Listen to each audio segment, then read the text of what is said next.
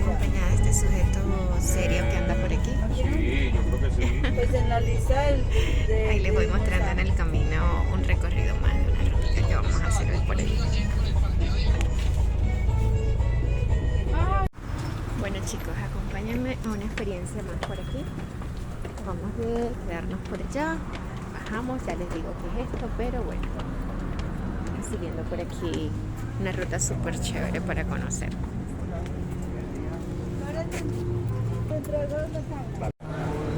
Así que bueno, a unirme por aquí con este grupo, bueno, a unirnos. Vamos a ver, estamos en el Museo Casa de la Memoria. ¡Qué genial! Bueno chicos, les presento este lugar súper bonito. Se llama Casa Museo de la Memoria. Bueno, ahorita vamos a entrar, vamos a conocer el marco histórico de esta zona y de varios lugarcitos por aquí que son emblemáticos, diría yo, del centro de Medellín. Y bueno, ahí de a poquito les voy mostrando los lugares más comunes, más culturales, más emblemáticos que bueno, que todos debemos conocer si venimos acá a esta zona. Hasta que por fin conseguí un grupo donde me puedo unir y bueno, vamos a conocer por aquí. Así que bueno, ahorita que entre les sigo mostrando. Pero de antemano pues la entrada es súper genial. Así que vale. Ahí que entre ahorita les muestro cómo nos fue. Soy Sofía, también estudiante de SENA, emocionada por conocer más de este museo.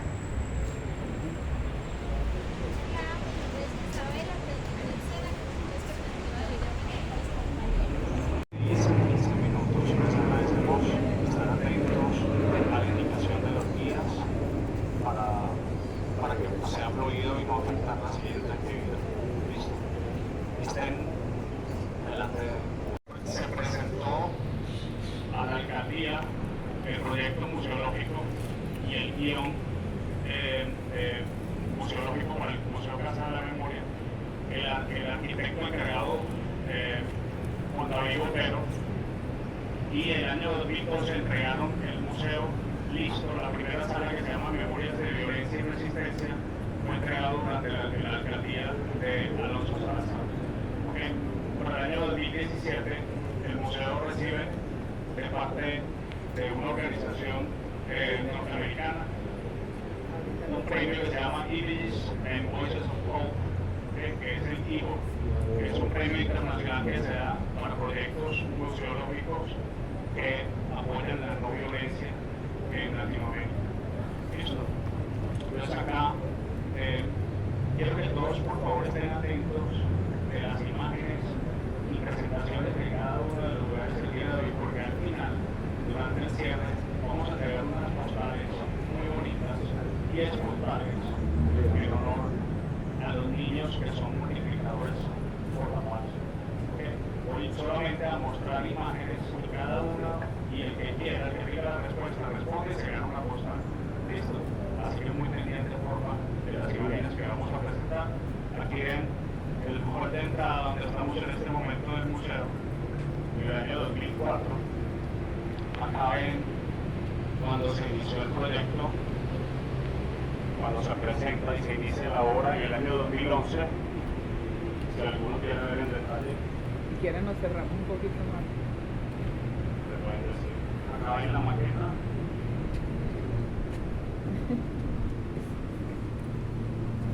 Año 2011. Acá ven la iniciación de trabajos y de obras. Año 2011.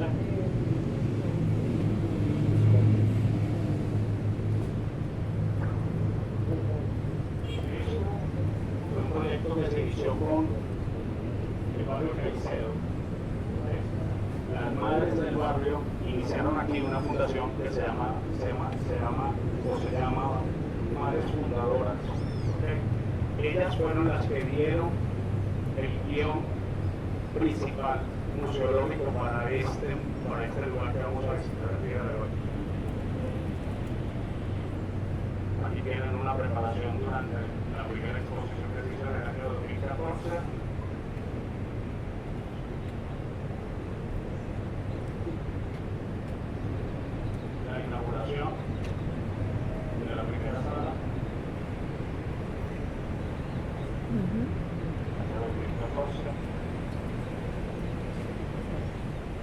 madres fundadoras. Año 2015. La creación del grupo Mediadores de Paz, que es una fundación que prepara exhibiciones de arte, que son exhibiciones temporales. ¿Listo?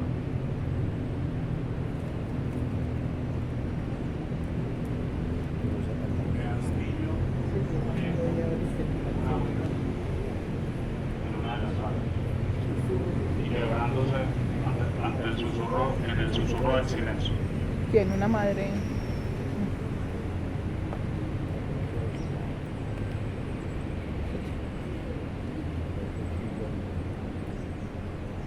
Año 2017.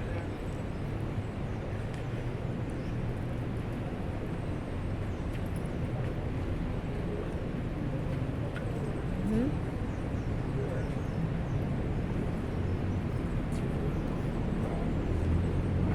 Y actualidad del museo. Chicos, el Museo Casa de la Memoria es una casa, y una casa para nosotros es un lugar donde nos sentimos con confianza y privacidad y en intimidad para hacernos oír, para decir lo que pensamos. ¿Ok? Esta es una casa donde ustedes van a escuchar de propia voz de las víctimas lo que sintieron, lo que vivieron cada uno de ellos. Entonces, por esa razón, yo quiero que ustedes muy personalmente se conecten con cada una de las cosas que van a oír y a ver allá adentro. La primera sala, Memorias de Violencia y Resistencia, es una sala totalmente interactiva. Ustedes pueden ver pantallas, pueden jugar con tableros, pueden ver la historia del inicio de la violencia desde el año 1948. Como bien casi todos saben, el 9 de abril de 1948 matan a Jorge Eliezer Gaitán, y eso inicia o da inicio a una de las peores crisis violentas en Latinoamérica, y lo vivimos aquí en Colombia. Bien saben que Jorge Eliezer Gaitán fue un líder liberal que iba a ser presidente de Colombia. Entonces, en las pantallas que van a ver allá adentro, toda la historia arranca desde ese acontecimiento. En abril de 1941, ustedes pueden ver en la pantalla un resumen de los acontecimientos más importantes que tienen que ver con el tema de la violencia en Colombia a partir de ese año. ¿Listo? Pero no solamente eso, pueden oír voces y escuchar y ver videos de personas víctimas o familiares de víctimas, familiares de desaparecidos, contando de propia voz la historia.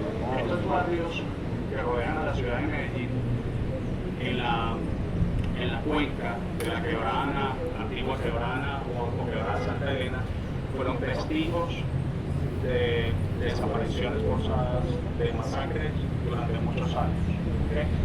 Este lugar es un tributo que trata de hacer una reparación simbólica a ellos, no a gente del gobierno, no a políticos.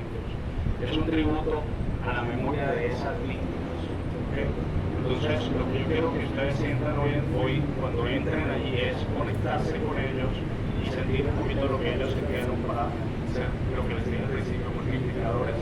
En la segunda sala vamos a hacer una repartición en dos grupos grandes de alrededor de 10 personas con 2 guías, y vamos a entrar a intercalar para entrar a la sala de Bonarango, que es una exhibición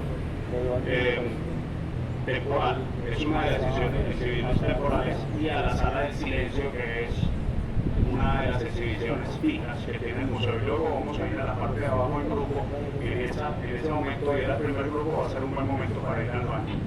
¿Listo? Entonces, por favor, traten de ¿Ya tu número 1? si tienen alguna pregunta dentro del museo, por favor. ¿Las víctimas son desde ese tiempo o le hacen nada más a cierto tipo de víctimas de violencia? ¿O en general a toda la violencia que ha pasado en todos estos años? Sí, recuerden que en Colombia hemos tenido de un lado y del otro. ¿Cierto? El museo trata de presentar una versión parcial que conmemore la memoria de víctimas de un lado y del otro. Masacres, desapariciones y eventos que tienen que ver con la no justicia y la violencia que hemos sufrido los colombianos. Yo siempre le digo a mis turistas, nosotros en el país nos dicen que somos muy orgullosos en Antioquia por la ciudad que tenemos, pero eso costó mucho. Entonces esto es una recopilación de lo que la gente quiere ver. Por eso este lugar es un muy buen lugar para iniciar la ruta Rastros y Rostros del Paz, que es la ruta que queremos ofrecerles el día de hoy. Lorenzo. ¿Alguien más tiene alguna pregunta, alguna duda acerca de las clasificaciones? Entonces, chicos, somos 4 guías los que vamos a acompañar esta ruta, y visitantes, turistas y estudiantes, un conjunto de 20 personas. Entonces, por favor, ahorita hacemos grupos de 5 y cada uno de los días nos vamos a ubicar a cada grupo. ¿Qué vamos a hacer? Vamos a ingresar al museo, no va a ser digamos, un recorrido hablado, porque en el museo hay que moderar la voz. Entonces, por esa razón, la función de cada grupo es que interactuemos con las salas, interactuemos con el contenido que hay, y si hay alguna duda, nos preguntan a nosotros y dialogamos y conversamos con respecto a las temáticas del contenido que hay en el museo. Vamos a estar aproximadamente 20 minutos 15 minutos en la sala interactiva, otros 10 minutos en las 2 salas que ya había mencionado el compañero, y ahí procedemos a las 11 y 5 minutos a salir perdón, 10 y 5 minutos a salir del museo. Dentro del museo hay algunas partes donde no se pueden tomar fotos. Por favor, para que lo tengan en cuenta, no se pueden tomar fotos ni grabar videos. Igual nos van a mencionar allá qué lugares son, pero para que lo tengan en cuenta. Precisamente por eso la función que tiene el compañero de mostrarles este histograma en fotos para que tengan un contexto antes de ingresar. Sí, otra cosa es, contamos todos y cada uno de nosotros el día de hoy contamos con una tarjeta de asistencia médica con la empresa Magenta que cubre hasta 70 millones de pesos. ¿Listo? Para cualquier eventualidad. La activación de la póliza debe hacerse inmediatamente luego de una contingencia o algún accidente. ¿Listo? Entonces, si sufren de alguna torcedura, por favor déjenos saber porque hay que activar la póliza inmediatamente. ¿Listo? Sí, con respecto a las fotos y los videos que también los guías nos vayan a tomar, en el formulario que se les envió a las personas al final aparece un link que dice si aceptan o no el uso de la imagen, porque nosotros vamos a dedicar para hacer nuestro trabajo. Cada uno de ustedes aceptó, entonces tendrán en cuenta que vamos a estar haciendo un fotográfico y audiovisual de la. Sí, les vamos a pedir el favor de la primera foto va a ser tomada acá, justo en el frente del hall. Salió una vez, ¿cierto? Sí, inicialmente les vamos a dar pues, como un souvenir que también queremos dejar en parte algo de huella como en el recorrido, y si lo queremos usar pues como para todo el recorrido, igual es como dejar algo de un impacto pues un poquito de esto.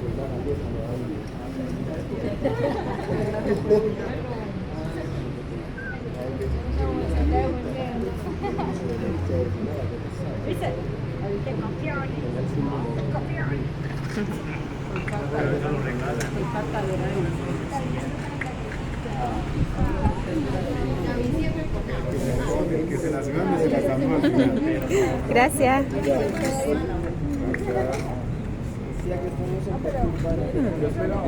Bueno.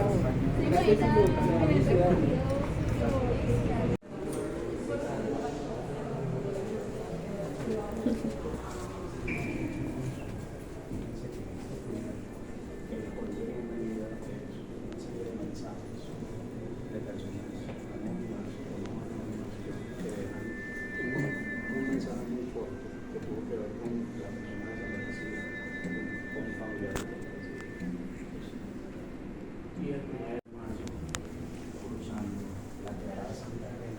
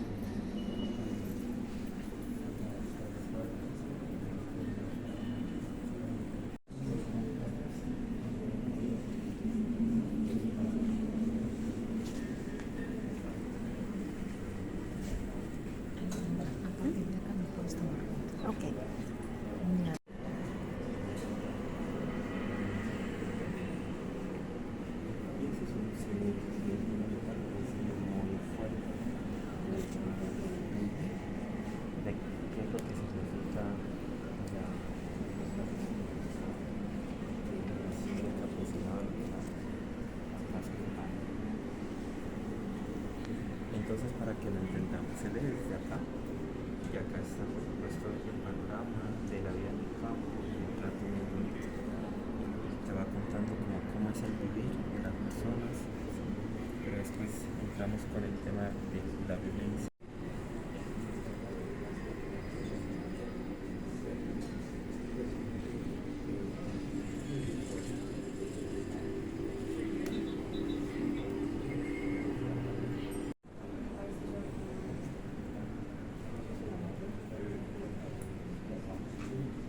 Gandhi de Medellín, quien le entrega al Museo Casa de Memoria con el propósito de que el legado de este gran líder sea emulado y adoptado por nuestras comunidades. Y el mensaje es: si tú estás en paz contigo mismo, al menos hay un lugar pacífico en el mundo. Aníbal. Bueno, salimos de allá. ¡Ay! Casi así. Y ahora vamos por aquí, para allá. Salimos de la casa museo y vamos por allá. Y ya les muestro otra parte que vamos a ver por allá. Chicos.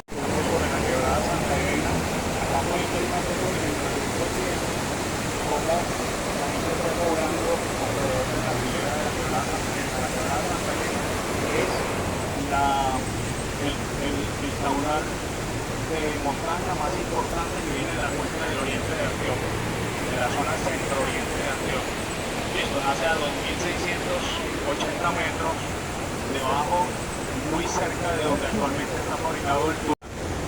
Esa quebrada en 1924 fue canalizada por la Oficina de Obras Públicas de Medellín a partir del Teatro Pablo Tobón Uribe. ¿Listo? Y la quebrada anteriormente era usada como lugar de exploración para exploración y explotación minera, extrayendo oro, y luego a medida que las personas fueron urbanizando alrededor de la quebrada, fue usada como playa. Por eso más abajo van a ver una avenida que se conoce como la avenida de la playa de Medellín, porque era muy usada los alrededores del puente de la Toma, entre el puente de la Toma y el puente de la Palencia, que es hoy en día donde está la avenida, la carrera 46 en Pan. ¿Listo? Entonces, acá le cedo la palabra a mi compañero Juan Carlos. Ya no te estoy forzando. Él creía La no a la violencia, La no a la violencia. por favor. el sabio ve la cuestión y hace lo necesario para que no ocurra. Entonces yo estoy viendo, ¿Qué estás viendo? quedando atrás y tal, Porque y bueno, y después cuando te tú des me tienes que cuenta, cargar así, del y ganchito, cuando te así. des cuenta, entonces vas a estar corriendo, la gente te va a estar persiguiendo. Yo solo te estoy Solo te estoy declarando. Ojo, tú que manejas Capcom, yo ahorita porque ya dejé Capcom, tú Se pronuncia puedes... Capu. Ajá, Capi. Está enseñándole a este hombre a hablar porque no puede hablar. Puro plática de la buena, ¿eh? ¿Dónde es que estamos? En la Candelaria. Ya, ¿Cierto? Dale, Leo, para que diga, para que Dale. diga. ¿Qué? Vamos por un sitio que huele a ñoñita, ñoñita de la ñoña. buena. Bueno, ya saben, salimos de la casa museo, ¿cierto? En Caxi, tú puedes, Llegamos hay aquí a una Caco, cuestión pero que por tú... aquí huele a ñoña. Ok, La ahí. quebrada huele a ñoña, que quede claro. Demasiado. Seguimos aquí, miren este monumento todo chéverito que está aquí. Por la misma racha podemos decir al nivel del maestro Fernando Botero, ¿verdad que sí? A nivel de nacional tiene muchas esculturas, son 7 esculturas. Aquí en Medellín tiene 2 esculturas y una en Marinilla. Se llama Leobardo, no Leonardo, sino Leobardo Pérez Jiménez. Esta escultura fue, su inauguración fue el 18 de julio del 2012. Tiene una altura más o menos, como ustedes la pueden ver ahí, de 6 metros, más o menos. ¿Sí? Cierto, fue hecha con 27.398 piezas, como decir, navajas, cuchillos, machetes que fueron recolectados pues en barridas por la Policía Nacional, ahí como están viendo, cierto, la foto y también están viendo la imagen. Y lo más bonito de esta escultura es que tiene 82 rostros o personas, hechos con 82 personas humanas que entrelazadas forman lo que se le llama el árbol de la vida. ¿Qué es lo más importante de esta escultura? Que nosotros podemos ver que tiene una plaquetica aquí, ¿cierto? Por este ladito acá. Aquí la pueden ver. Se le conoce como el árbol de la vida, construida con, pues lo que le acaba de decir, con 27.387 armas blancas, recogida, dice, por los procesos de desarme en los barrios de Medellín. Inaugurada el 18 de julio del 2012 por la administración de Aníbal Gaviria, alcalde de Medellín. Del centro de Medellín. Y nos encontramos frente a un monumento, Héroes de la Libertad, se le conoce, en homenaje a los soldados y campesinos indígenas que lucharon el 7 de agosto de 1819 en la batalla de Boyacá. Fecha, decimos, clave para la independencia de Colombia. Este monumento fue inaugurado el 7 de agosto de 1919, cumpliéndose así los 200 años en homenaje a los que pelearon, a los soldados y campesinos que lucharon en la batalla de Boyacá.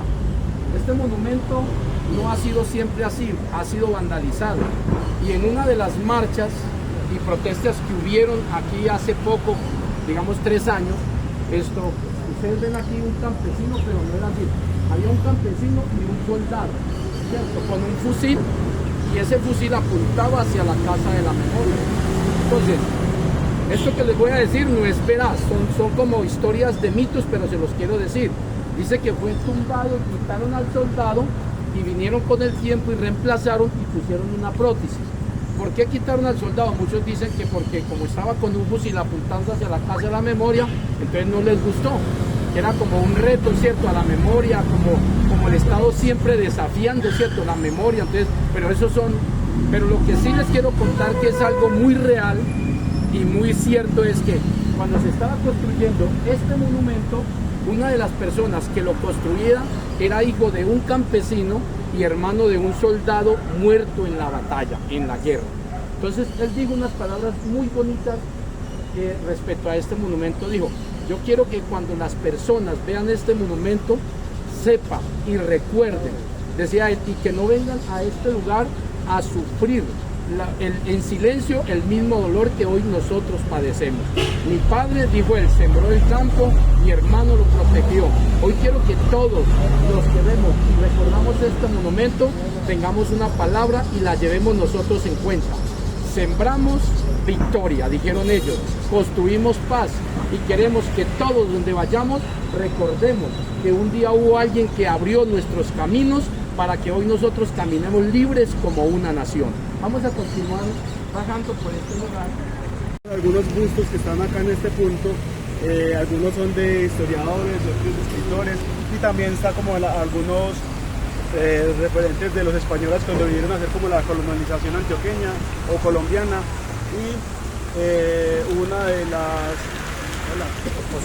las caciques más importantes y más guerreras en su momento, una cacique de los Catios, que fue los que más se enfrentó con todo su ejército de indígenas, como la rebelión ante los españoles, como para que no lograran llegar a algunos de los puntos como más importantes. Entonces, como en toda la historia, tanto colonizadora, tanto antioqueña como colombiana, siempre vieron algunos soldados, algunos locales y algunos indígenas que eran los más afectados en ese entonces, que siempre le hacían frente como a esas batallas y a esas guerras. En este caso nos vamos a centrar un poco en la diosa Bachué, que es una diosa chipcha o una diosa indígena. Dentro de muchas mitologías del mundo, de diferentes culturas y demás, siempre tienen como la creación del mundo, la creación de los humanos, con diferentes nombres, pero casi siempre se encierra como a lo mismo, ¿cierto? Entonces dice que los dioses supremos mandaron a una diosa hacia el planeta y cayó en una laguna que se llama Iguaque, que en esos momentos queda en Boyacá, en un páramo que queda cerca de Villa de Leyva. Ahí se encuentra esta laguna. Entonces descendió desde los cielos esta diosa, con un niño en brazos. Ahorita la vamos a ver desde frente, sino que es que no pudimos ingresar al lugar porque es parque de FM y hacia el frente pues está un poco lejos, entonces ya enseguida vamos a tener la oportunidad de darle la vuelta a la escultura y vamos a observar pues como todos los detalles. Descendió, la mandaron los dioses, cayó a esta laguna que aún está actualmente páramo cerca de Villa de Leyva en Boyacá, con un niño en brazos y cayeron como en forma de serpiente. Por eso la representación de la indígena, de la diosa, tiene una serpiente, un águila y un niño en brazos. La llaman la diosa de la fertilidad porque bueno, después de un tiempo estuvo más o menos de 3 a 5 años viviendo en esta laguna, viendo cómo crecían algunos ecosistemas. Cuando el niño creció se volvió su pareja y empezaron pues como a procrear entre ellos y empezaron a quedar todo lo que son los humanos. Los primeros humanos de la tierra que existieron fueron la diosa Bachué y el niño que traía en sus manos. No se conoce pues como un nombre particular del niño, sino que simplemente era la compañía que lo enviaron los dioses para poder repoblar. Luego de 3 a 5 años aproximadamente, después de estar conociendo todo lo que era la parte del lago, por eso la conocen la diosa del lago y la diosa de la fertilidad, decidieron salir y empezar a poblar con su acompañante. Dicen que hubieron partos, y cada parto podía tener de 4 a 5 niños aproximadamente. Entonces la repoblación fue súper rápida. Estuvieron un cierto tiempo en esa laguna, luego se empezaron a poblar a otros lugares, y ya cuando vieron como que en la humanidad del planeta había cierta cantidad de humanos pues, que estaban ahí, después ya les enseñaba a cocinar, a preparar el fuego, a cazar, a sobrevivir, decidieron que su tarea estaba como completa y volvieron a la laguna en forma de serpiente y ahí se supone que se postra. Y dicen que algunas noches como de luna, cuando la luna llena está en su máximo esplendor en esa parte del páramo, pues se ven como en las olas del lago cómo van recorriendo algunas siluetas de serpientes. Eso es actual. Listo, lo particular de esta escultura es que la hizo un colombiano, un antioqueño que nació en Porce y tuvo mucho revuelo en ese entonces, porque en ese entonces, década de más o menos 1948, 1950, había mucho escándalo por la iglesia, satanizaba mucho las cosas, y esta fue una de las primeras culturas expuesta, por ejemplo, con los bustos afuera. Entonces fue un escándalo y toda la parte de la iglesia, el catolicismo, se fue contra el escultor, censurando totalmente la estatua. Inicialmente la idea era ponerla en el jardín botánico, que era donde estaba el lago, pues como representación de la imagen de cómo fue enviada la diosa Bachué acá. Pero entonces de ahí la trasladaron a otras partes. De hecho la cogieron, el municipio la mandó retirar de allá, la cogió con fama y la encerró en un lugar como para que nadie viera por el escándalo de los buzos afuera, de la parte de la política. Este mismo escultor que hizo esta escultura, esta obra de arte, fue el mismo que hizo hay una que se llama Madremonte, que en este momento sí postra en el Jardín Botánico, y este mismo escultor fue el que hizo el cacique de Nutibara, que es el que está ahorita en el Pueblito Paisa, el que ya conocimos todavía en las salidas. Entonces, para que no lo censuraran, esas 2 obras de arte, la Madremonte, le tocó hacerle las hojas de las orquídeas más grandes y taparle los pezones para que la pudieran dejar.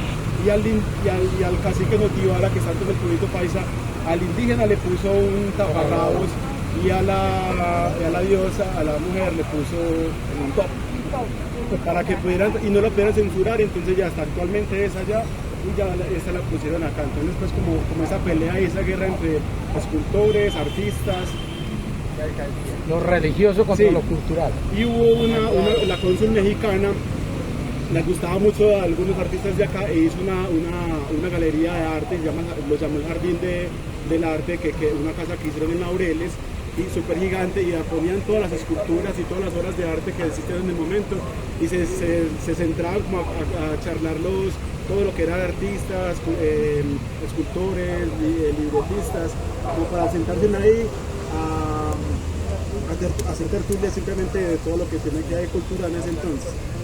Luego la ciudad empezó a perder como la memoria, el municipio, una vez haber censurado, cuando vio que el escultor murió, vio que la importancia que tenían como ciertas esculturas, quiso retomarla, quiso volverla a coger. Se metieron a la casa de la señora sin permiso, ¿Se la robaron? dañaron todo allá para poderse la robar. Inclusive la señora, de las obras que más le gustaba, se amarró una cuerda en el cuello y se amarró a ella, porque decía, no, me tienen que sacar primero muerte de que hiciera la escultura, porque en sus inicios el municipio de la alcaldía no la quería, y ya la querían a toda costa, se la robaron. Entonces pues, la pusieron acá y hasta ahora posta en este lugar. Es como la parte de la diosa de los Bachue, algo de peleas y pues como el enfrentamiento del catolicismo, el arte en su momento. Entonces también se veía apostado pues, como en este punto. Donde venir a tomar agua. Por aquí hay varias zonitas donde puedes poner también tu ropa a secar. El agua es limpia. Estás en pleno centro de Medellín y claro que sí. Teatro Pablo Tobón está por allá. Y seguimos por aquí en este recorrido. Que hubo acá en Antioquia, ahorita está el apoyo de la Sociedad de Mejores Públicas, algunos escritores, artistas, toda la parte general de artistas en Antioquia pasaron por este lado, contando por ejemplo a Epifanio Mejía, que es un escritor de Yarumal, un poeta de Yarumal, que fue el que hizo el canto al antioqueño, lo que ahorita se pasó como el himno antioqueño de Antioquia, con música de Gonzalo Vidal, que es un man del Valle del Cauca, estudió de Borarango, Manuel Mejía Vallejo, puros poetas y escritores como en el sector de la parte de la artística cultural. Vamos a poder ingresar a 2 salas, entonces vamos y observamos como algunas de las esculturas, libros y legados que dejaron en su momento, y ahorita también funciona como escuela de arte, escuela de música y escuela de pintura.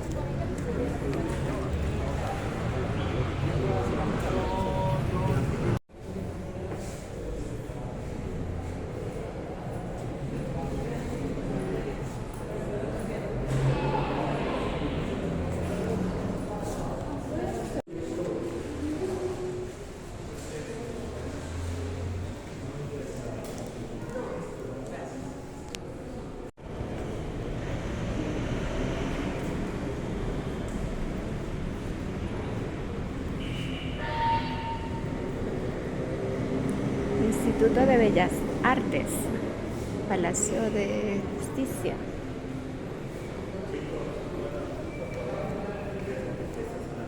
Como los niños que hacen los trabajos de pintura esa es la sede principal de la Universidad de Bellas Artes. Ya la parte pues donde se estudia toda la profesión está más cerca de las torres de Bonizano. Donde está la edición de esa tabla. Ustedes me llevan Este punto entra dentro del recorrido Rastros y Rostros de Paz, principalmente porque aquí hay exposiciones que se hacen en conjunto con el PIC. Aparte, son muchos de los egresados de la Universidad de Bellas Artes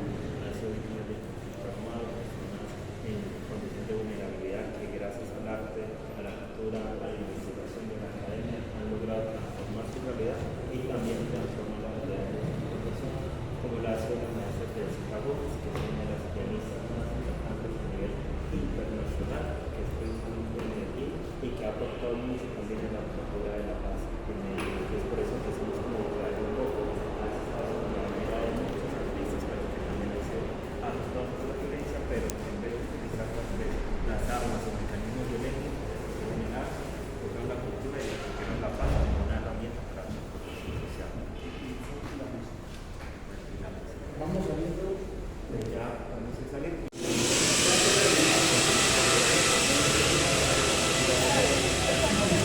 Bueno, y aquí salimos de el Instituto de Bellas Artes.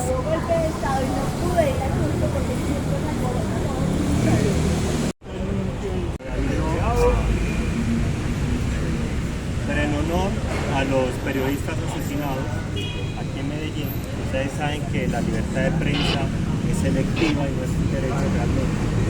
Y que por contar parte de la verdad o parte de la realidad han habido muchas personas que en su ejercicio de profesionalismo y de su ética lastimosamente han sufrido y se les ha invisibilizado, cambiado y hasta desaparecido.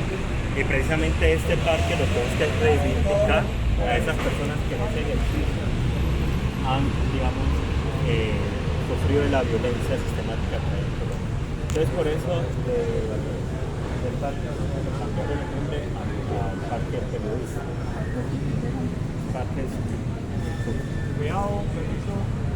que tiene Medellín. Es de los parques donde se concentran muchas culturas, donde se concentran muchas opiniones políticas, visiones, cosmogonías, donde todos tienen cabida. Entonces es una, digamos, la universidad de Medellín se puede encontrar mucho en este parque, tanto desde las artes como desde la música. Aquí vienen ponquetos, rockeros, salseros, rumberos, cargadores, de todo. Pero también vienen muchas personas que hacen parte, digamos, desde la escritura, poetas, los que escriben las décimas. ¿Alguien sabe qué es una décima? No. La décima es una estructura o una forma, digamos, literaria de escribir poemas, pero desde una línea de 10. Y se van rimando por pares. Y los tres primeros grupos son el inicio, cómo entras, cómo empiezas a contar la historia, en parte del desarrollo o el nudo de la historia, y ya las últimas 4 líneas del final.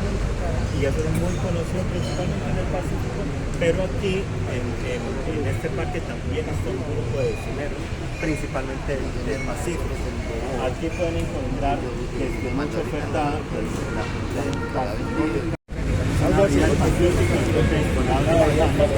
y aquí hay un señor que lo vende y es muy conocido porque en la esquina de acá tiene el localcito, pero él abre más tarde. Y el bicho es una vida tradicional y es de los pocos parques, aparte de la calle Carabobo, del pasaje Cervantes, en la cual se consume más el bicho. A diferencia de otros barrios que están mayormente la población afrodescendiente como Moravia, donde se consume más, este parque también.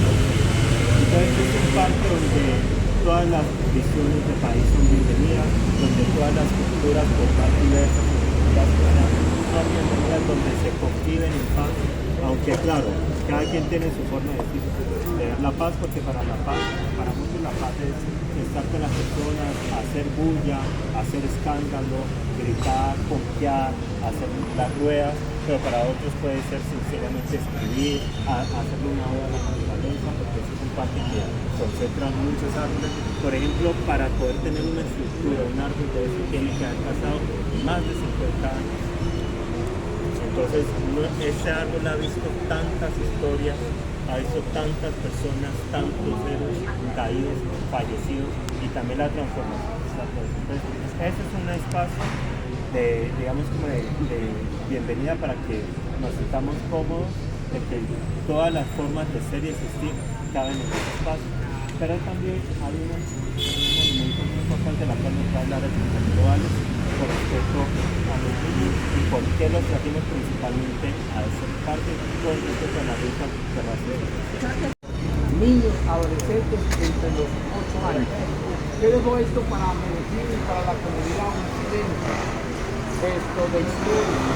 En el año 2012 hasta el año 2022, las personas, madres, padres y comunidad, madres de estos niños sufrieron persecución por el Estado, fueron perseguidos, amenazados, fueron padres, cabeza de familia que tuvieron que dejar sus hogares, e inclusive el país, por causa de la amenaza del Estado, siguiendo esta masacre. Esto llegó hasta, fue llevado a organizaciones gubernamentales como el Estado, hasta que una organización de Naciones Interamericanas de Derechos Humanos para el año 2022, esto obliga al Estado colombiano a reconocer ante la comunidad, ante Medellín y ante el pueblo colombiano, a reconocer esta masacre.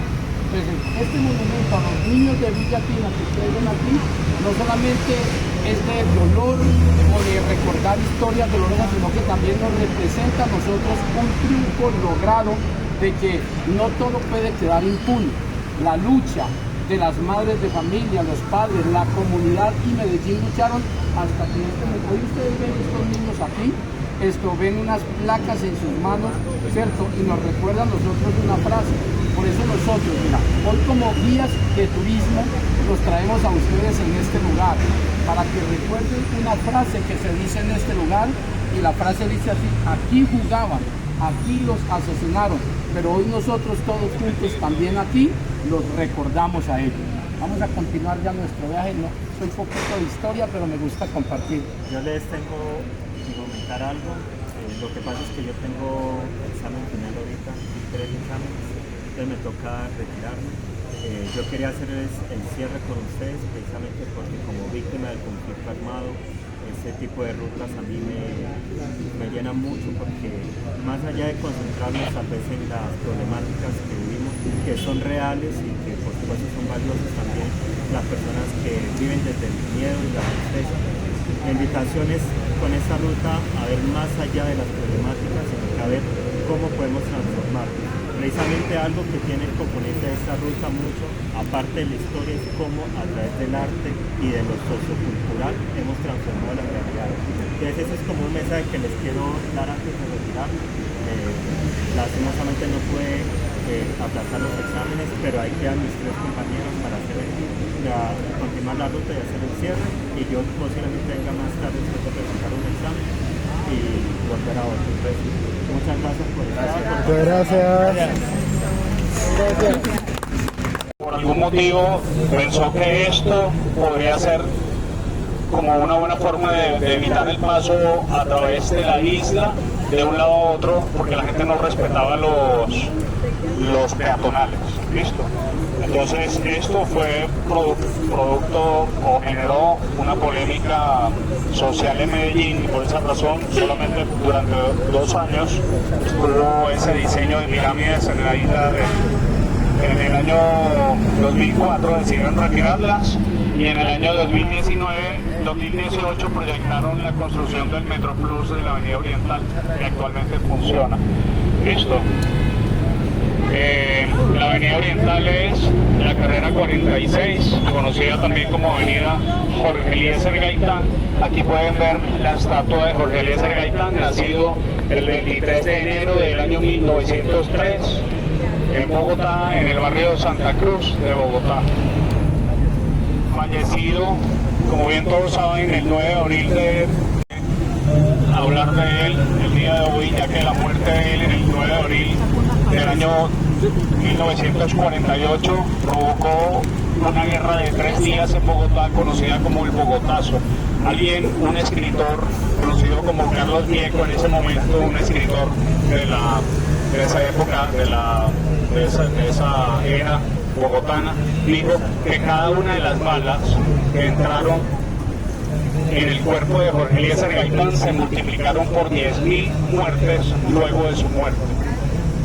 Eso marcó un hito en la historia colombiana, porque luego de eso empezó una hecatombe y un fraccionamiento social en el que los liberales se movieron a la selva y fundaron los primeros grupos de guerrilla.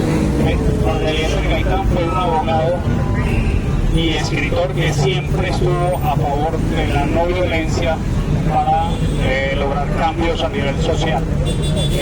Fue el abogado que defendió a las víctimas, 9 víctimas contadas durante la masacre el 28 de octubre del año 1928. Eso se conoció como la masacre de los bananeros, en el que un grupo de agricultores, campesinos, recolectores de banano se pusieron en contra de la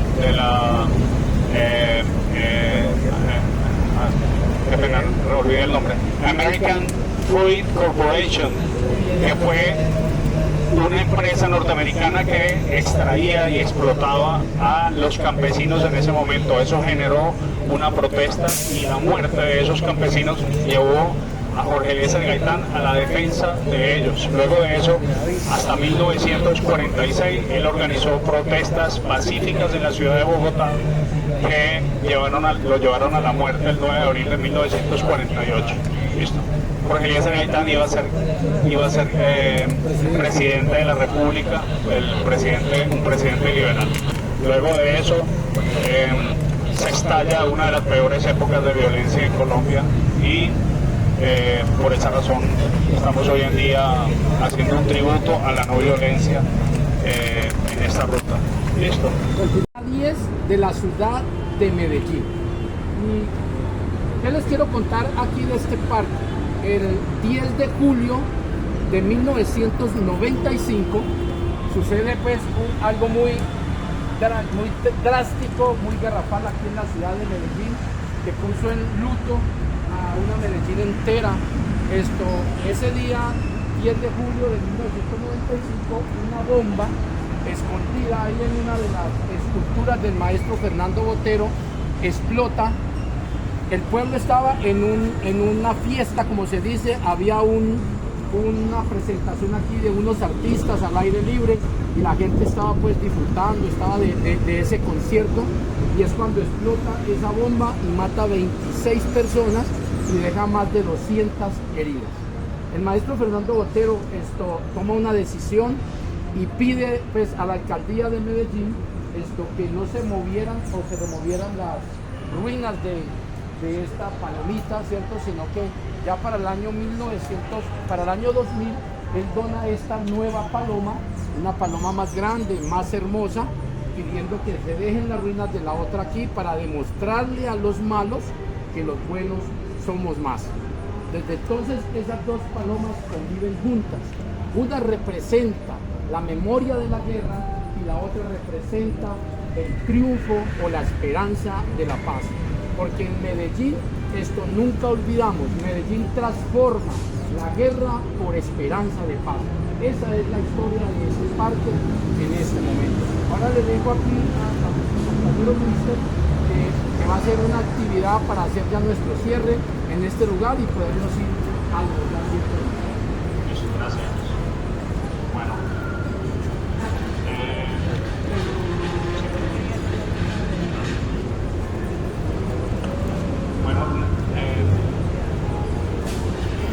La idea es hacer una dinámica. Necesito un voluntario, uno solo, hombre. Ya vas a ver por qué tiene que ser hombre. Con las dos manos buenas. Las dos manos buenas, vale aquí. Eso. Vamos a ir. ¿Cómo es su nombre? Andrés. Vean. Es súper sencillito. Solo vamos a hacer luego un análisis entre ustedes. Nos van a ayudar a hacer un análisis de lo siguiente que voy a hacer yo con Andrés. ¿Qué tal, Andrés? Tanto gusto. Somos amigos, ¿listo?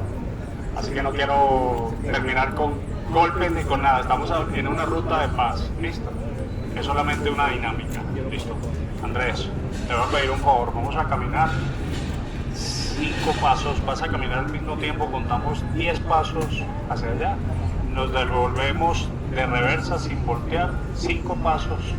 Y ya, eso fue todo. Y yo te digo que la hacemos luego. ¿Listo? Listo, vamos. 1, 2, 3, 4, 5, 6, 7, 8, 9, 10, 11, 12, 13, 14, 15. Listo. Ahora, espérate enfrente de mí, por favor, Andrés. Listo.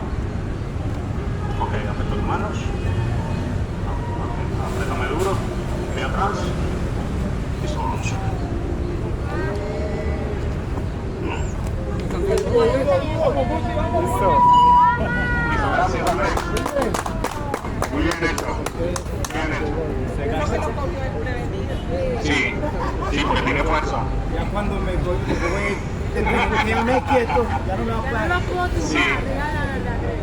Sí, muy buena tu colaboración. Ya aburrió, ya se le dañó la actividad. Sí, bueno, ¿quién quiere decir? Inténtelo con Isa. ¿Qué interpretaron de eso que yo acabé de hacer con ustedes? Alguien, una sola persona.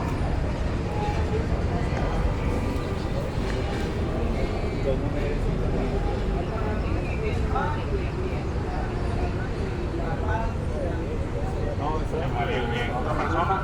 Yo le digo qué pasó ahí.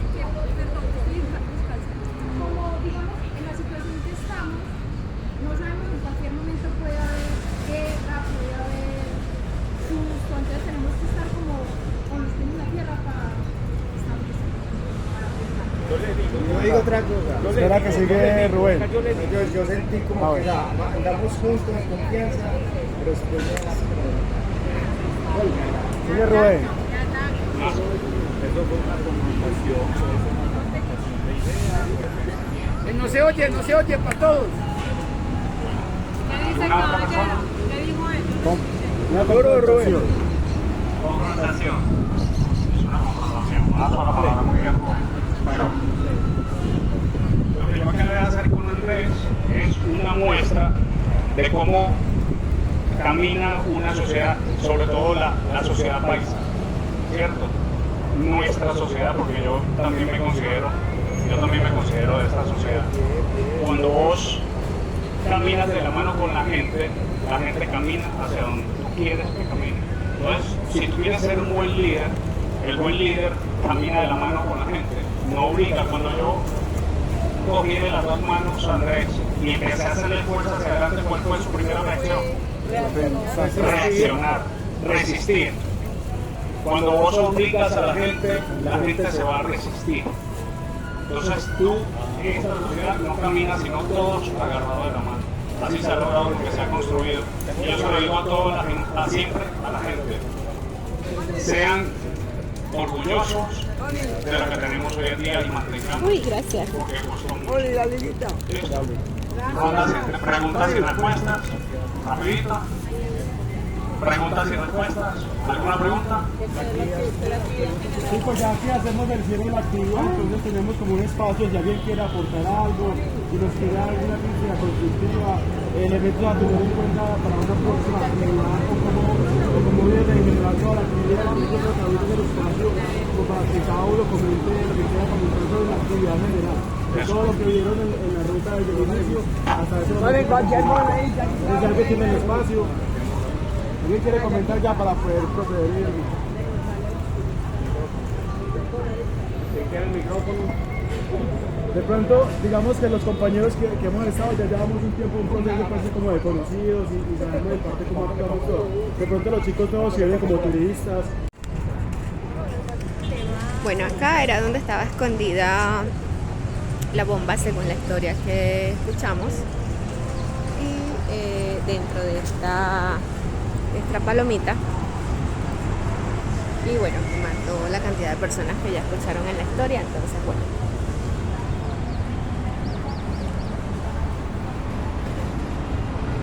ya tienen el marco histórico y esta es la nueva.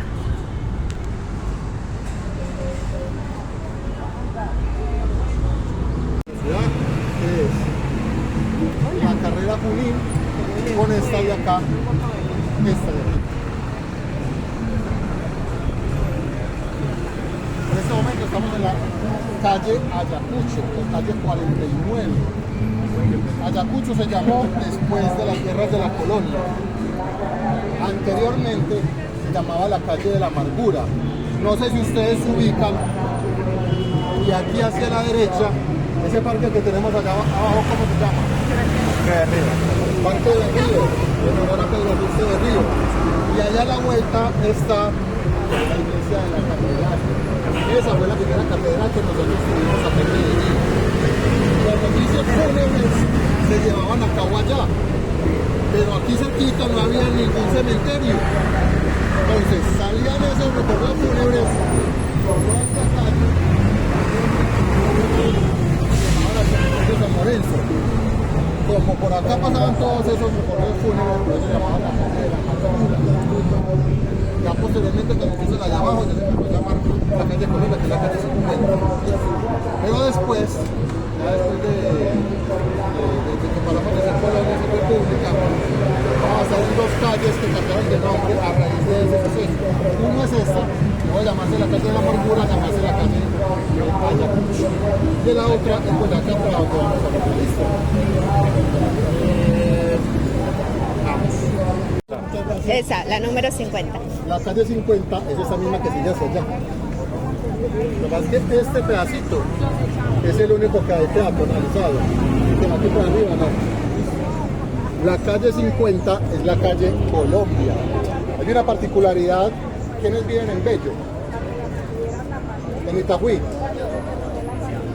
¿Cuál es la dirección, la nomenclatura del parque de Itagüí? La 50 con la 50, no es como No sé qué es sur. 50, no, 50, no en todos, pero en la gran mayoría sí. La nomenclatura del parque principal es calle 50 con carrera 50. ¿Dónde está la calle 50 acá? ¿Cuál es la carrera 50? Esta es la calle 50. La carrera 50. La C. En ese cruce de abajo, póngale cuidado muchachos. En ese cruce de abajo se cruza la calle 50 con la carrera 50. Eso quiere decir que el parque principal de Medellín es ¿cuál? El parque de Río. Y fue uno de los lugares donde nació Medellín. Esa historia pertenece al parque de Río, no vamos a ir allá, pero tiene mucho que ver con en el próximo punto donde vamos a parar. ¿Listo? De la zona y también es testigo de nacimiento de Francisco Antonio y Atanasio Girardot. Y acá también entonces es testigo del asesinato de Posadita que fue 70. Antes de esas, antes de esas era Junín, que la vamos a recorrer ahora. Antes de Junín, ¿cuál era? Esta. Las familias, las mujeres de Alcurnia con sus vestidos largos se venían a caminar por acá y a tomar café por aquí. Esto se llamaba la calle Real. ¿Por qué? Porque aquí fue donde nació Medellín, ahí en el parque de Río.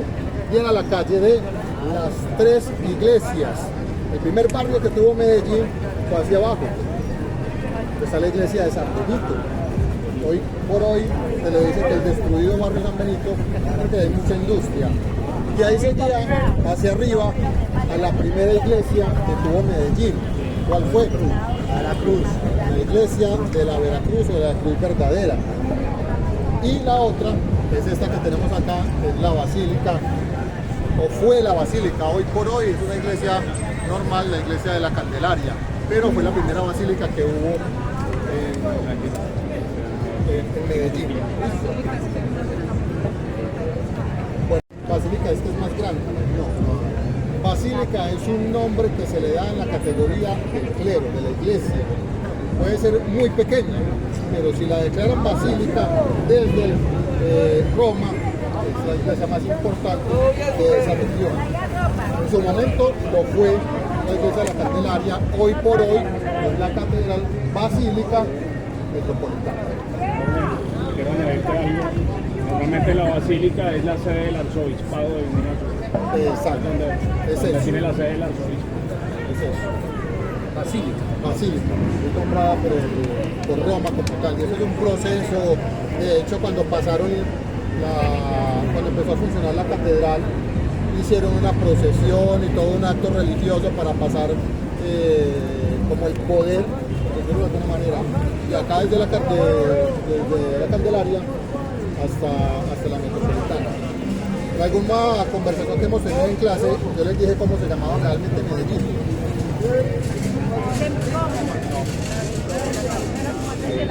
La villa de la Candelaria de Medellín. ¿Qué le da ese nombre a Medellín? Esta iglesia. La villa de la Candelaria. Y villa significa ciudad. Antes era un pueblo, eran tres pueblos. Poblado de Aná, poblado de San Lorenzo y este de acá. Se explica cuando fue llamado villa, le colocó el nombre completo de la Villa Candelaria de Medellín. Porque mencionaba Liz el asesinato de Posadita, no fue que asesinaran a Posada, sino que Posada fue el asesinato.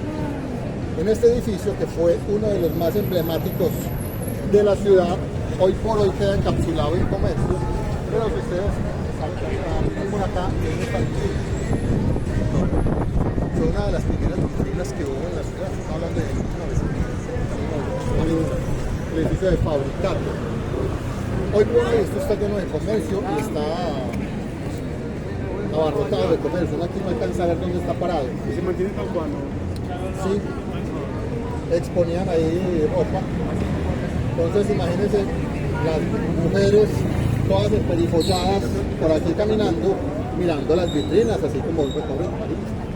Claro. Pero, pues aquí ando. ¿Qué pasó con Ana Agudelo? Ana Agudelo era una asesorista que trabajaba en Fabricato. Resulta que se vino de un pueblo que no es mal, fue el viejo Alcorral, un señor a trabajar acá. Ella era la asesorista y el señor era como el poder, que hizo el barrio, hacía de todo acá. Un domingo ella tenía que bajar a mandar una carta o hacer una llamada a Telecom. Cuando eso no teníamos celulares, no habían cabinas de teléfonos, había que ir a un lugar a teléfono para poder llamar a la distancia. Ese teléfono quedaba al lado del edificio del café, detrás del Banco de la República. Como llegaron hasta acá, ella tenía que reclamar el uniforme para ir al día siguiente a trabajar. Ella se quedó aquí y la hermana se fue a hacer la vuelta por allá y quedaron de encontrarse en el atrio del edificio del café. Ella entró a Fabricato. La hermana hizo la vuelta que tenía que hacer y nada, que llegaba Ana. Y después de ahí él hizo la vuelta. Ese ya se vino para acá, ya sabía que ya entraba acá. Cuando tocó la puerta, le abrió un señor de apellido Posada, el segundo apellido me acuerdo que era Posada, no me acuerdo, Abelardo creo que era. Y lo vio que estaba sin camiseta y con arañetazos. Y le dijo que no, que ella se había de ver un taxi. Después cambió la versión y dijo que no, que era que la habían venido a recoger un carro y ella se había ido. La cuestión es que ella estuvo desaparecida 8 o 10 días más o menos, todo el mundo empezó a buscarla. Eso fue muy nombrado por varias razones. Uno, porque pues, pasó por uno de los edificios más emblemáticos de la ciudad y la verdad, una de las empresas más emblemáticas de la ciudad, que era Fabricato en ese entonces, todavía. Resulta que a los 8 días empezó un hedor a emanar en todo el edificio. Pensaban que era que había una rata muerta y nada, y eso buscaban y no encontraban nada hasta que el presidente de Fabricato en ese entonces dijo, no, venga, eso no puede seguir así, llamemos a los bomberos, a la policía, porque se tienen que buscar. Efectivamente vinieron los bomberos y buscando en el sótano del edificio se dieron cuenta que había una pared donde había un revoque recién hecho y empezaron a escarbar ahí con un hacha, pues a escarbar, y oh sorpresa, encontraron una bolsa con la cabeza de Ana. Empezaron a buscar en varias partes de la edificación, encontraron más partes de su cuerpo. Ella fue asesinada y descuartizada, desafortunadamente. Incluso se dice que partes de su cuerpo fueron tiradas al techo de la iglesia de la Candelaria, desde la parte alta del edificio cayeron allá. Obviamente pues no se pudo encontrar completamente su cuerpo. A los días subsiguientes encarcelaron a este señor, lo condenaron, él pagó una condena hasta 1979. Salió y él se perdió. Lo único que dijo en una entrevista que le hicieron recién salido es que aquí no hay justicia, que a él lo condenaron injustamente porque él fue. ¿Qué llevó a que dijeran que había sido él?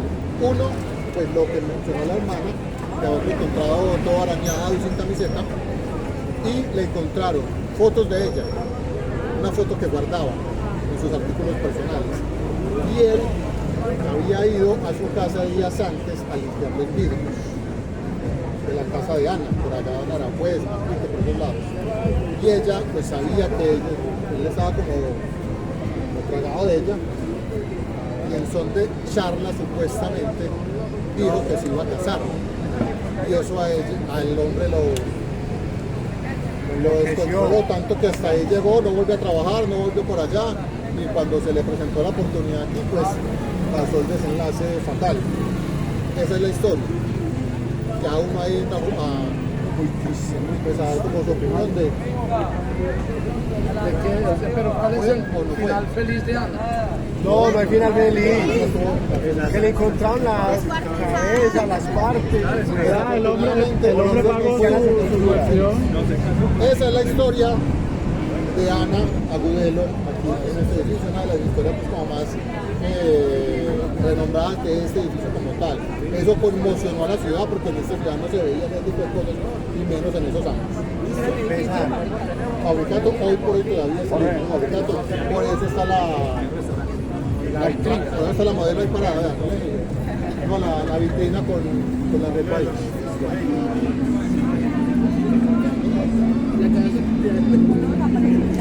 Bueno, inicialmente no era así derecha como la caminamos hoy, sino que tenía unas curvas, incluso se hacían inundaciones cuando habían crecidas de la quebrada. Posteriormente se canalizó, que así fue como nosotros empezamos a verla. ¿Se acuerdan cuando fuimos a la Casa Barrientos? A la biblioteca, que nos empezaron a mostrar fotos. Ahí no la vimos curveada, la vimos ya de una vez así, ¿cierto? Pero antes sí tenía su cauce. Posteriormente, ya lo que fue la empresa de mejoras públicas se encargó de canalizarla y como empezamos nosotros a verla. Resulta que la avenida La Playa llega hasta acá, y aquí para allá se llama la avenida 1 de Mayo. Pero hasta aquí. ¿Cómo así? Es más, yo no lo había visto, lo acabé de ver. Miren el letrero ahí. A ver.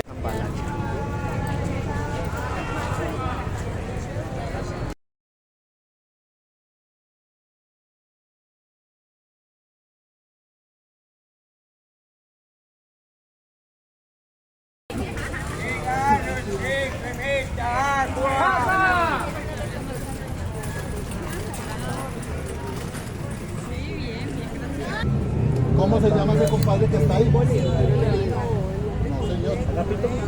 No, señor. Simón José Antonio de la Santísima Trinidad, Bolívar, Palacio, Ponte y Blanco. Y le faltan como 4 o 5 apellidos todavía que no me lo aprendí. Pero ese es básicamente el nombre que nosotros decimos pues, como en los recorridos, no solamente aquí, sino en otros. Hay que aprender Simón José Antonio de la Santísima Trinidad, Bolívar, Palacio, Ponte y Blanco. Tengo que mandarlo a WhatsApp. ¿Cierto que sí? No, en serio. Ya sepa el examen. Simón José Antonio y la Santísima Bendita Dios no sabe. Bueno, resulta que el hombre donó los terrenos para este parque. ¿Quién? Bolívar. El parque. No, Tyler. El inglés. Pero puso unas condiciones. En las calles circundantes tenían que tener nombres que tuvieran que ver con este compadre que está ahí. Se la ganó, la ganó. Se lo pegó en la frente. Qué pena. Eso le pasa por mirón. El último que llega a invitar al agua. Listo, muchachos, vean. Este parque inicialmente, vale, cuidado pues. Gracias. Estaba cerrado por una reja de hierro y era solamente para personas de alta sociedad o los riquitos de la ciudad que podían bajar al parque. Después de terminar a juninear, se venían por acá a conversar con las queridas, a mirar a ver qué podían conseguir por ahí. ¿Sí o no? Inicialmente no estaba la escultura de Simón Bolívar ahí. No estaba la escultura de Bolívar ahí, había una fuente de las Garzas, que esa fuente después fue trasladada para San Vicente Fundación, el hospital que queda por allá. Actualmente todavía está ahí y después fue traída la escultura de Simón Bolívar, en hierro, traída, si no estoy mal, de Estados Unidos. Hay un significado, muchachos, y es con las patas del caballo y la posición ecuestre del jinete, no solamente de Simón Bolívar, sino cualquier otro que ustedes vean. En este caso estamos encontrando un error, porque si tiene la espada afuera, significa algo. En la posición de las patas del caballo significa otra cosa. Si tiene las dos patas arriba, quiere decir que murió en batalla. Si tiene la espada adentro, es que estuvo en la batalla. Si tiene la espada afuera, es que estuvo pero impartió órdenes. O sea, tiene un montón de significados. ¿Cuál es el problema y el error que acabamos de encontrar aquí? Según esto, tiene una pata arriba. ¿Qué quiere decir eso? Que murió por una herida en batalla. Murió por una herida después de la batalla. Pero Simón Bolívar no murió por una herida en batalla. Los registros oficiales dicen que murió de sífilis cuando salió exiliado desde Bogotá para Santa Marta. No, error. Los registros oficiales dicen que murió de tuberculosis.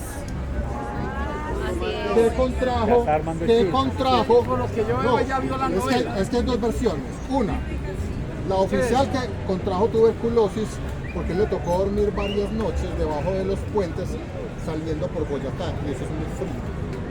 Pues cuando cogió para arriba, fue a Santa Marta, obviamente pasó por esos terrenos fríos, y ahí fue donde se dice que él contrajo la tuberculosis, que es un problema pulmonar. Pero el chisme por debajo de cuerda es que él murió de sífilis.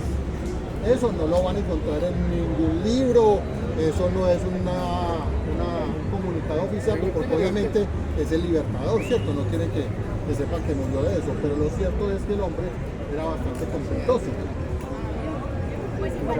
Por varias razones. ¿La novela de qué murió? De tuberculosis muere en la novela, pero es que no le preguntaron a Policarpo si lo pegó. Lo que pasa es que Policarpo no estuvo en la misma época de Simón Bolívar.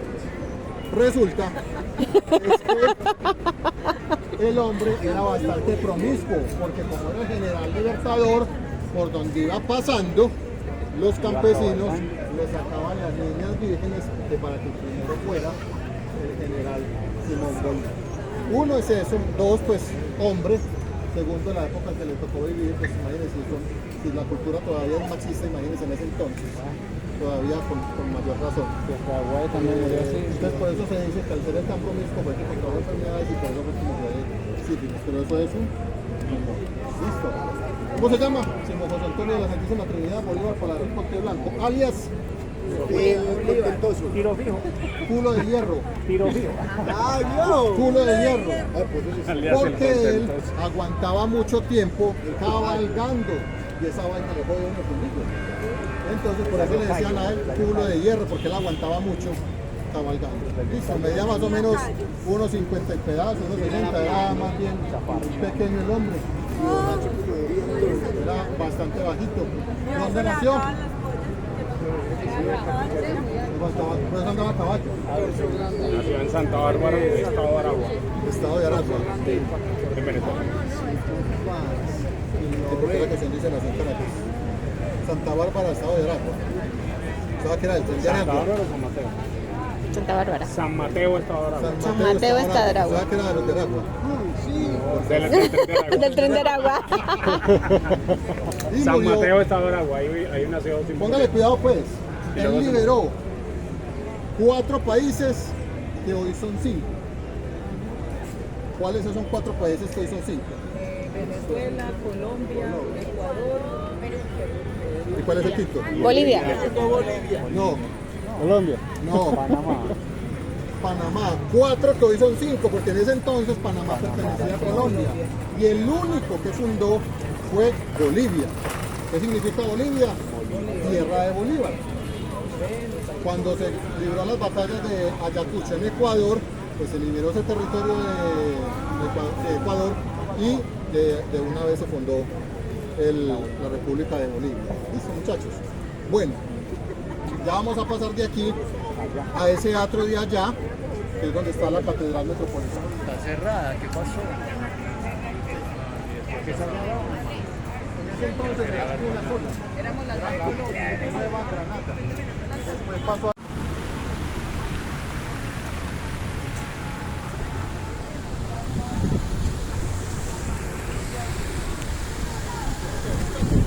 esta forma, como un Bloque. bloque macizo. Pero para hacerlos redondos, tenían que a punta de hacha empezar.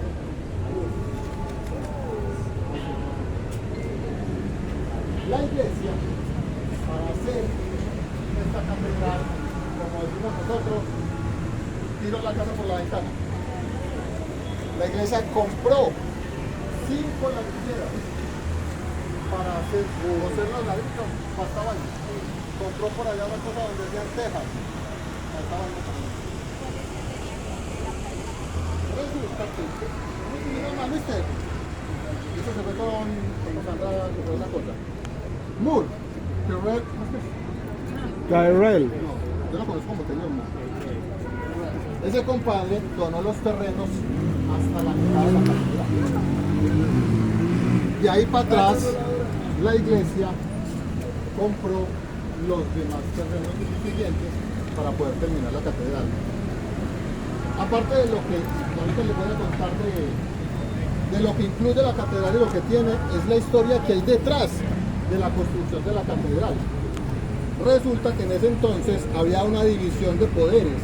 La construcción de esta vaina duró más de casi 100 años, 90 y pedazos, desde que se concibió la idea de construir la catedral hasta que finalizó la construcción. Porque hubo guerras internas, la guerra de la Inmendía, la guerra de los 3 años, la guerra de poderes entre liberales y conservadores. Entonces todo eso mermó la construcción de la catedral. Por Muchas gracias. de hecho, los terrenos se donaron en la parte de atrás para terminar la catedral. No los podían colocar a nombre de la iglesia. Entonces lo colocaban a nombre de terceros, o a nombre de un sacerdote, o del sacristán, o de cualquier pelagato que estuviera por ese tipo de la iglesia, pero no de la iglesia. Porque resulta que se llamaba Tomás Cipriano de Mosquera.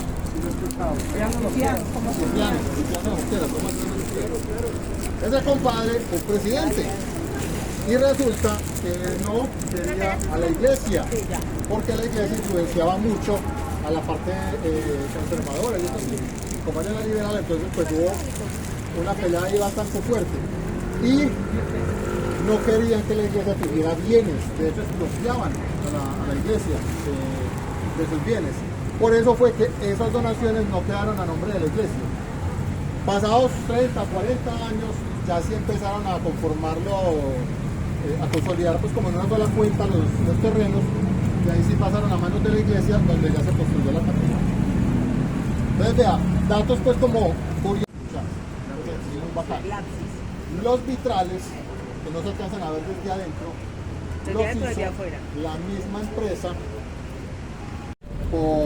como de la mitad un poquito hacia allá del norte de la catedral, pasaba por debajo, pero eso empezó a dañar la estructura, destaparla y canalizarla por la calle de atrás, hoy por hoy es la calle La Paz. Esto aquí lo taparon y parte de eso que quedaba debajo de la iglesia no sabían qué hacer con eso. No sé si ahí fue donde pusieron las pinturas. Y está pues súper decorado, y cada cierta parte están los cuadros, pues, algunos trajeron desde Roma, otros desde acá, pues, pero los trajeron. Bueno, me he quedado asombrada de que hay un centro comercial, se llama Centro Comercial Villanueva, y miren toda la infraestructura como es. Una cosa de locos, o sea, no pareciera un centro comercial, pero bueno, se llama así. ¿Cómo les explico? Centro Comercial Villanueva, toda una infraestructura súper genial, y bueno, aquí vamos entrando a ver qué vemos. Fíjense ustedes, al parecer fue como organizado para hacer todo esto como comercial. Interesante.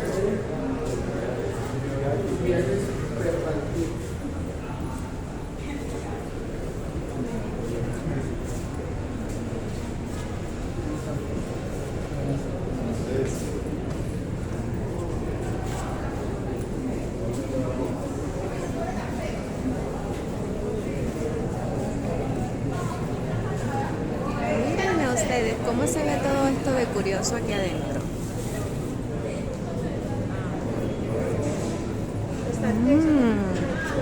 Tipo como a la antigua. Miren esto, qué bonito. Me encanta.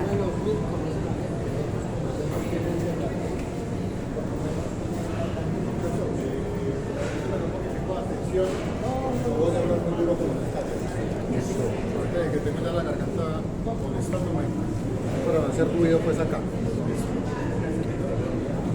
¿Qué se les parece en este momento este lugar? ¿A qué se les hace como semejanza o un colegio? Vamos bien. A una terminal. Seminario. Resulta que al estar aquí, la basílica, esto era, muchachos, gracias, un seminario. Pero esto era una partecita del seminario. Todo esto que está acá arriba eran los salones de clase, los dormitorios, en el centro estaba la iglesia. Hoy por hoy es un auditorio, pero la iglesia queda ahí. Aunque aquí todavía se oficia en Eucaristía, es una capilla. ¿Qué pasó? Resulta que, ¿se acuerdan cuando les hablé de lo de la avenida, gracias muchachos, Bolívar? Que después construyeron la avenida Oriental. La avenida Oriental viene desde allá, pero baja por la parte de atrás de este centro comercial. Este seminario, cuando era seminario, iba hasta el otro lado de la avenida Oriental. Por eso el puente rojo que atraviesa esto. Resulta que pues el progreso no lo detiene nadie, entonces la curia le vendió esos predios a la alcaldía para darle paso a la avenida Oriental. En su momento pues fue un hito de arquitectura, hubo detractores, bueno, lo que fuera, pero pues la ciudad lo necesitaba. Entonces lo que hicieron ellos fue pasar el seminario mayor que quedaba acá para Las Palmas, que es la cúpula blanca que a veces ya casi no se ve, pero pues allá es donde queda el seminario mayor hoy por hoy. Por Buenos Aires para arriba, donde queda la entrada del túnel. Y es muy bonito. Sí. De hecho, esa cúpula del seminario mayor tiene una acústica perfecta. Ustedes allá no necesitan micrófono. Donde usted se pare, usted habla y se escucha todo el vecino. Y eso es muy grande. Pero como es una cúpula así con acústica, queda más o menos. Entonces resulta que empezaron a mirar a ver qué hacían con esto. Lo derrumbaban. Había un proyecto de hacer un proyecto inmobiliario, viviendas, como edificios de apartamentos acá. Pero resulta que antes de definir eso, fue declarado patrimonio arquitectónico. Entonces por eso no lo pudieron derrumbar, ni utilizarlo para otra cosa. ¿Sí? No, o para otra cosa sí, pero no lo podían derrumbar ni modificar. Entonces lo que hicieron fue modificarlo o adecuarlo como centro comercial. Por eso es que ven aquí pues como los locales, pero mayormente se utilizan para artículos religiosos. Allá arriba colocan las oficinas de la curia todavía algunas, del obispo, y hay agencias de viajes también acá en el sótano. Acá arriba hay una agencia de viajes acá abajo que se llama Permantur, y ellos todo su turismo lo basan en salidas religiosas, ir a iglesias, ir a santuarios, abuelitas, básicamente.